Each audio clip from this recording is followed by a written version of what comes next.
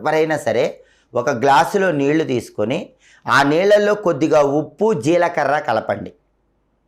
అలా ఉప్పు జీలకర్ర కలిపిన తర్వాత స్పూన్తో బాగా తిప్పి ఉప్పు జీలకర్ర కలిపిన ఆ నీటిని మీ ఇంటి ముందు భాగంలో చల్లండి.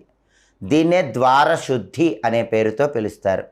మహిళలు ఎవరైనా సరే వీలైనప్పుడల్లా సాయంకాలం పూట ఈ ద్వార శుద్ధిని చేసినట్లయితే లక్ష్మీదేవి ఇంట్లోకి సులభంగా ప్రవేశిస్తుంది. అలాగే ఆడవాళ్ళు ఏం చేస్తారంటే ఉదయం పూట తులసి దళాలు కోసుకోండి. సాయంకాలం పూట ఆ తులసి ఆకులు రసంలాగా చేయండి. ఆ తులసి ఆకుల రసాన్ని సాయంత్రం 6:30 తర్వాత కొద్దిగా మీ ఇంట్లో ఉన్న అన్ని గదుల్లో చల్లండి. నెగిటివ్ ఎనర్జీ మొత్తం పోతుంది.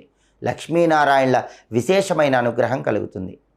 అలాగే ఆడవాళ్ళు కనీసం వారానికి ఒక్కసారైనా